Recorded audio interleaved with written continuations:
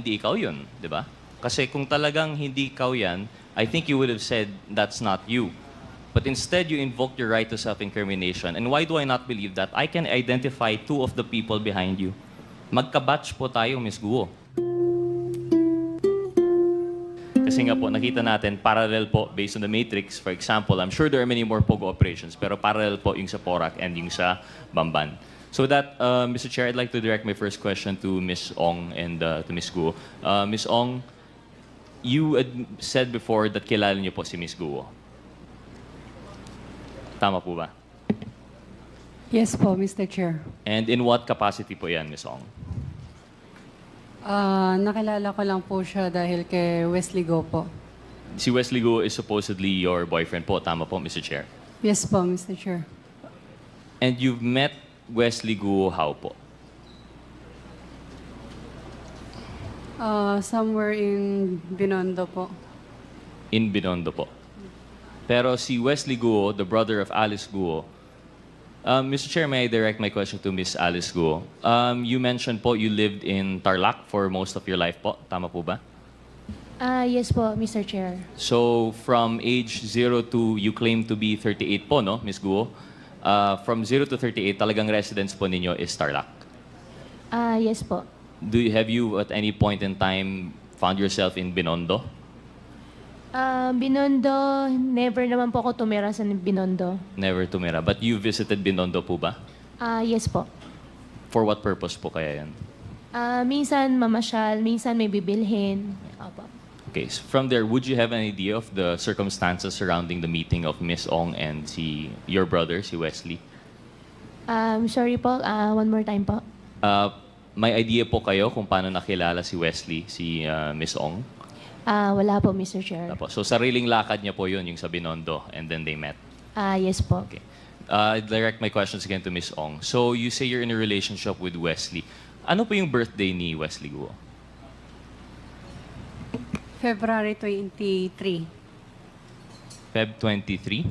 Yes po. That would peg him, what year po? 1990... wait, bilangin ko lang po. Mr. Chair, do we have anyone who can confirm the date? Because my data says otherwise. I think Perhaps, Mr. Chair, I can ask the Bureau of Immigration. Yeah. They might have the documents po, no? Mr. Chair, directing my question to the Bureau of Immigration, anong birthday po ni Mr. Wesley Guo based on his Philippine passport?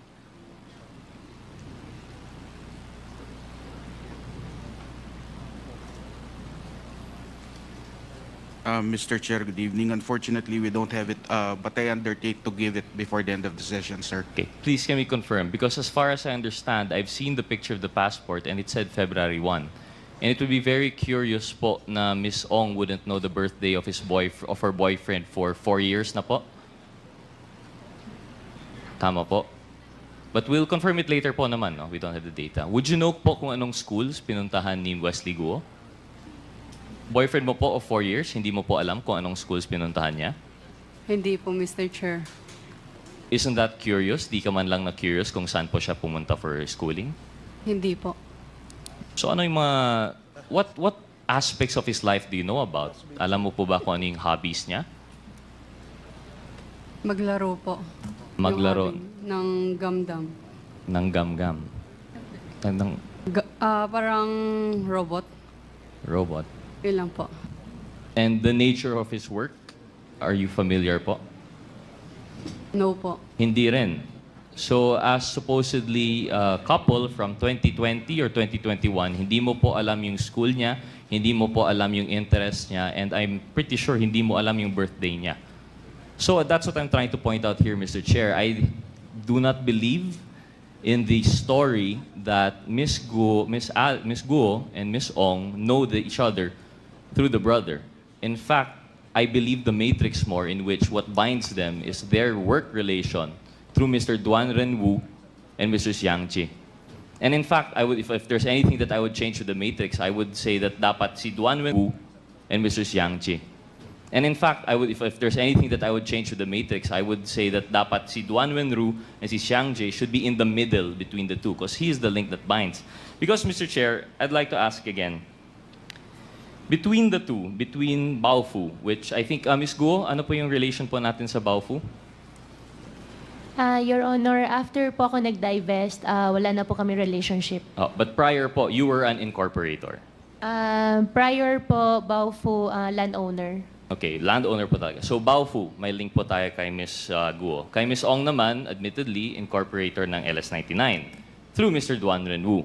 So, we see, ito na po yung sinasabi ng Matrix na parallel operation. We have here two owners of yung supposedly, yung land-owning corporation, which will eventually lend to the POGO, of which they are still actually a part of. Yung si Mr. Duan Renwu, if I remember, is ninong po ni Ms. Ong. Is that correct, Ms. Ong? Yes po, Mr. Chair. And admittedly, si Mr. Duan Renwu, kilala rin po ni Ms. Guo. Is that correct, Ms. Guo? Your Honor, nakilala ko po siya through Cassie Lee. Through Cassie, allegedly. You met Cassie through the boyfriend na hindi niya nga mabanggit kung anong school or anong birthday. But admittedly, you know si Mr. Duan Renwu, who you were seen together abroad when you escaped the Philippines. Is that correct, Mr. Chair? Mr. Chair, na-met ko po siya nung sinama po ni Cassie sa amin. Oh, pero kasama po ninyo abroad. Indonesia po ba yan or Malaysia? Hindi po kasama. Na-met ko lang po siya dahil sinama po ni Doon, Cassie. dahil doon. And Mr. Duan Renwu and Mr. Zhang Chen naman, paano mo po kilala, Ms. Guo? Siya po yung nag-arrange ng hotel nyo, di ba? Your Honor, hindi ko po kilala si Jiang Jie. Hindi nyo po kilala. Pero in-arrange lang po yung hotel nyo. Hindi po siya nag-arrange ng hotel namin. Hindi ko po siya kilala. Hindi niyo po kilala. Okay, we'll come back to that.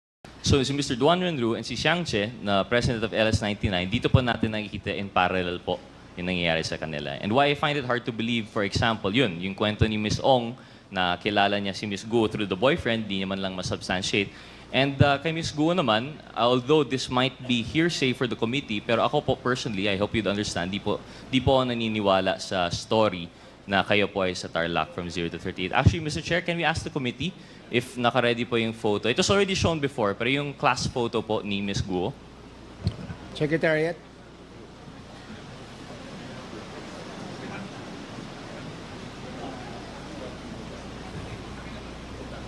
Ms. Guo, while waiting for that po, you say you were born in 1986. Tama po ba?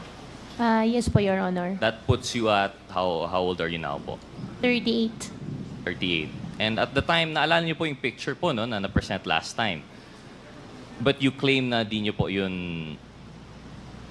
Ano pong picture, invoked Your your Honor? right. Yung picture, class picture niyo po. I invoke my right. You Opo. invoked your right. Pwede mo naman sabihin na hindi ikaw yun, di ba? Your Honor, I hope you understand, sa sobrang dami na pong kaso na nasampahan po ngayon sa court, kaya anything po na isasagot ko po dito sa inyo might use against me po. Opo. Well, I think that's why I have a tendency not to believe you po. Kasi kung talagang hindi ikaw yan, I think you would have said that's not you. But instead, you invoked your right to self-incrimination. And why do I not believe that? I can identify two of the people behind you. Magkabatch po tayo, Ms. Guo. I know what year this was taken. And they have a description of you. Nung pumasok ka po sa Grace, napaka-thick po ng accent ninyo, Mandarin lang ang kaya niyong salita. But you were very friendly and you were very makulit. And that's why they had a hard time to forget you, even though hanggang grade 3 ka lang daw po doon. Now, I know, like I said, that's hearsay as far as the committee is concerned kasi hindi naman nandito yung may personal knowledge doon. But when I was talking to that person with personal knowledge, na-convinced naman po ako. And they've identified you. In fact, if you were 38 and this picture was 2001, you would have been 13, 14 po ba? Eh, kasing age mo naman yung mga 19, these people were born 91, 92. Kasize mo naman po, I don't think you're that much older than them. And that's why I really don't buy that story that you were born in 1986. And I don't buy the story that this is not you. In fact, they called you Ping. Ping po yung nickname nyo dito. But anyway, that's just to prove the point po, no? But what does that say about the testimony here before us? Thank you, Comsec, for the picture. We have a Latin maxim po, no? Falsis in uno, falsus in omnibus. When you're false in one thing, it's false in everything. So this puts into light every statement that you have made. Of course, aside from the statements made regarding the right against self-incrimination. But if we're talking po about everything she said, that she was in Tarlac for 30 years, that all of her life, or the fact po that she was not the person in the Bamban resolution, this is going to be your testimony versus documentary evidence. Yung Bamban resolution number 185 series of 2020, citing you as the applicant for Hongsheng Gaming, ano po yung sagot mo doon? You said you have no recollection at all kung paano na nasama yung pangalan po ninyo. Tama po ba yan, Mr. Chair? Mr. Chair, all related Hongsheng, Baofu, I invoke my right against self-incrimination po. Okay. And just proves it even more. Yung, if you can't relate to us how you're related to the resto, then I guess the document stands po na may kinalaman po kayo sa Hongsheng. Another thing po, you claim na walang Filipinos involved sa escape. How do we know that we can take that for granted? Kasi, yun nga, as far as we're concerned, false in one, false in all. And then, of course, the allegations that 3.2 billion was transferred to Hongsheng through the partners mentioned earlier. And it's parallel also because I remember, if I'm not mistaken, Chair Dan Fernandez mentioned there was also a similar transfer going on between Mr. Duan Renwu and Ms. Cassandra Ong. So we see nga po na talagang I think may basis yung matrix, talagang parallel yung operations. And I think that's as much as we can get from them. Baofu and Hongsheng versus Lucky South 99 and Whirlwind are two sides of the same coin. They're parallel operations held by a consistent cast of characters. And now that the Quadcom is digging deeper, we're now moving up the ladder. Unfortunately, I don't think we'll be able to get anything more from Ms. Ong and Ms. Guo, given that they have cases and they have repeatedly cited their right. They've repeatedly invoked the right against self-incrimination. So I think we have no choice but to move on with the matrix. So with that, Mr. Chair, I'd be asking my questions to Mr. Yang. Yeah, but before that, Your Honor, let me ask the lawyer of Ms. Alice Guo. Your participation here is to advise your client only of her legal rights. And please, advise her also what questions she needs to answer. If the question being asked, being propounded by a member is not related to the case that she is facing, then you have to compel her to answer. And that goes the same with other counsels present. Okay, para lang ho maliwanag, that's our ground rules. Alam naman po ninyo, kayong mga lawyers, alam nyo naman po kung ano yung makakaapekto sa kaso nila. Kaya wag nyo silang pabayaang magtago sa likod ng right against self-incrimination. And we just want to make that clear. Please continue, Congressman Gutierrez. Thank you, Mr. Chair. Mr. Chair, before I move on, I'd like to go back, but I still have two more photos with the ComSec on the issues of Ms. Ong and Ms. Guo. Committee Secretariat, may we ask for the pictures of Lucky South 99 and yung Hongsheng to be displayed? May I ask, Mr. Chair, the PAOCC, si Dr. Casio, Mr. Chair, generally ang POGO, kailangan po ba compound talaga? If I understand correctly, meron po tayong mga POGO operations within Metro Manila. Is that correct? Yes. Mr. Chair, Honorable Gutierrez, in the past, PAGCOR allowed what was dubbed as hubs. By hubs, meaning to say different locators, different POGO operators can exist within one hub. But if I do recall, the only hubs that were ever licensed by PAGCOR were the one in Clark, San Valley, which was raided by the ACG and PAOK on May of last year. The second one was, if I am not mistaken, the one in Bamban, no? Baofu. And the last one is the last remaining hub that's winding down, yung sa, ano po, yung dito po sa Island Cove, Cavite. So generally, Mr. Chair, ang POGO, it doesn't necessarily have to be a hub. They can operate parang BPO lang po siya. Sometimes they rent a floor lang po. Tama po ba Yes, yun? sir. They can rent as small a space as 300 square meters. Thank you, Mr. Chair, for clarifying. So para lang alam ng ating mga kababayan, kasi nabanggit po ng PAGCOR, meron pong 240 plus na nabanggit ng mga POGO. Baka iniisip po nila lahat yun POGO hub. But it seems to be only the big operators are the POGO hubs. It's, for example, yung sa Baofu and sa Lucky South 99. Kaya nga po parang parallel because amongst all the POGOs, sila lang po yung ganito. Sila lang po yung may hub. And it seems to indicate na they have the same modus operandi and they have the same intention to include mga love scam, mga cryptocurrency scamming, and other related crimes. Kasi hindi naman po yan manggagawa sa 300 square meter na office building po, no? So I think this is just another point of parallelism between the two. And then one more thing, Mr. Chair, Committee Secretariat, yung next picture po, please, yung mansion. Ms. Ong, Mr. Chair, is this image familiar to you po? Yes po, Mr. Chair. Can you explain to us ano po yung nakikita natin sa picture? Nakita mo naman po, is that your house? Yes po, Mr. Chair. Ito yung mansion po ninyo sa Porac? Opo. Mr. Chair, for everyone to see, can we have the picture again?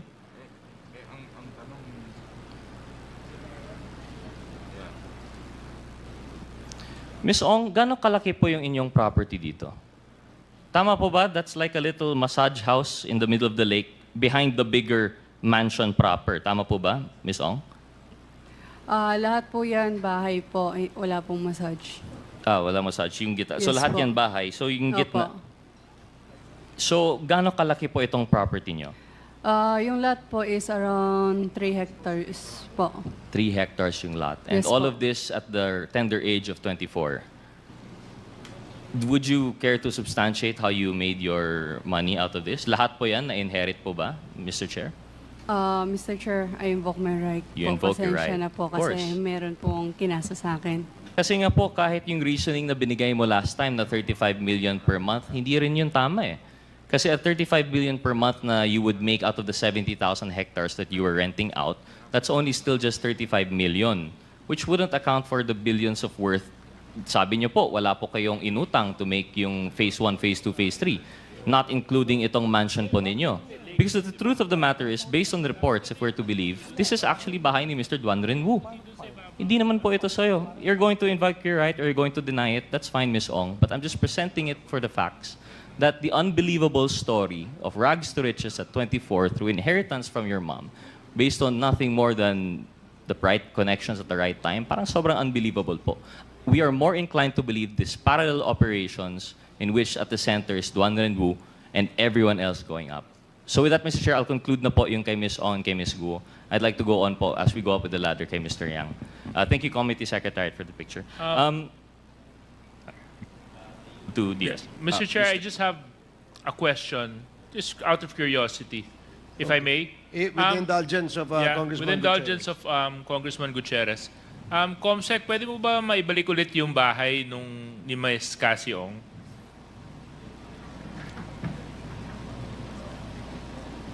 Ms. Cassie, pwede niyo po bang sabihin niyo kung tama po yung pagkaunawa ko dito sa litrato? So meron pong lake at yung bahay po ninyo ay yung nasa gitna. Tama po ba yun? Can you go back? Hindi, yung bahay po, yung bahay, Comsec. Yung bahay, Comsec. Prior picture, please.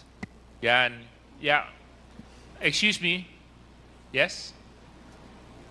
Yes po. Yes po, Mr. Chair. So yung bahay po, ano po yung nasa gitna ng lake? Bahay po. Tapos ito pong nandito sa may bandang baba.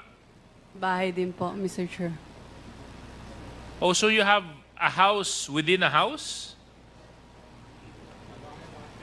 At tapos yung nandun po sa ibabaw niya na parang kulay puti na I don't know how you describe it. Parang ano ba yan? Is that also a body of water? Garden po yan, Mr. Chair. Garden. Okay. Yeah, itong lake po ito is man-made or natural? Can I consult my lawyer po? No, I mean, it's actually whether it's Man Lake po, Mr. Chair. huh? Man Lake po. Man-made. Man-made. Gaano kalalim po yung lake? Hindi ko po sure, Mr. Chair. Thank you very much. I'm just trying to figure out kasi yung figures na binanggit ni Kong Rods. At medyo kinakwenta ko po kung magkano aabutin to kasi kung man-made po yan, Chairman, at saka kung gaano ko tapos nice to live there. Thank you very much, Mr. Chair.